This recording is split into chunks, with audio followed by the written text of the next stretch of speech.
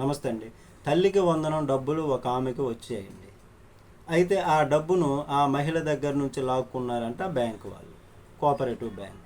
ఎందుకలా అని అంటే, మీ అత్తగారు అప్పు ఉన్నారు కనుక నీ అకౌంట్లో నుంచి ఆ డబ్బును తీసి జమ చేసేసాం అన్నారంట. అత్తగారు అప్పు ఉంటే ఈమెకేంటి సంబంధం?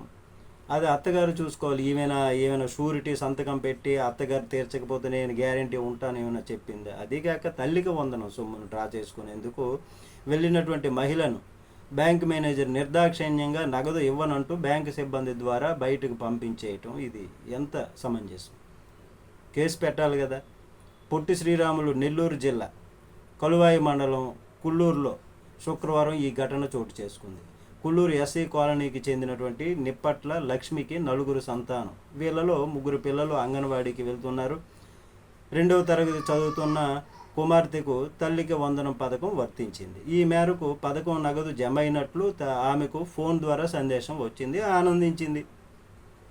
డబ్బు కోసం ఆంధ్ర ప్రగతి బ్యాంకుకి వెళ్ళింది డ్రా చేసుకోవడానికి. బ్యాంకు మేనేజరు వెంకటనారాయణ జోక్యం చేసుకొని, మీ అత్త బ్యాంకు పొదుపు నగదు బాకీ ఉంది, నీకు తల్లికి వందనం డబ్బులు ఇవ్వనంటూ బ్యాంక్ సిబ్బందితో ఆమెను బయటికి పంపించేశారు. అయితే దీంతో ఏం చేయలేక అక్కడే బ్యాంక్ దగ్గర ఆమె బోరుమంటూ ఏడ్చుకుంటే, అక్కడే ఉన్నటువంటి కొందరు ఉంటారు కదా, వాళ్ళు ఏమొచ్చి ఈ విషయం పైన ఇదేమిటంటే తల్లికి వందనం పిల్లల కోసం వస్తే మీరు గవర్నమెంట్ పథకం ఇట్లాగే ఏమో అంటుంటారు కదా, ప్రశ్నించారు.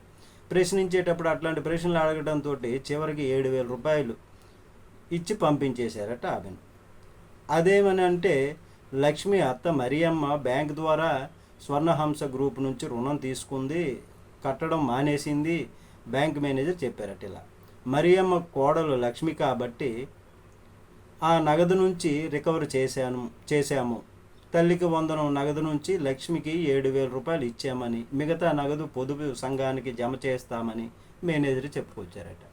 మరి ఇదేమైనా రౌడీ దందానా, లేకపోతే ఇంకేమైనా కాల్మనీ వ్యాపారమా, లేకపోతే ఇట్లాంటి ఈ వ్యవహారం ఏమనుకోవాలి? బ్యాంకా, లేకపోతే ఏమైనా వడ్డీ వ్యాపారాలా, లేకపోతే సిండికేట్ వడ్డీ వ్యాపారాలా, ఏమనుకోవాలి? ఇక్కడ ఇంత ఘోరంగా ఉంది అని అంటే ఏమనుకోవాలి అని ప్రజలు ఇప్పుడు అనుకుంటున్నటువంటి పరిస్థితి. నమస్తే.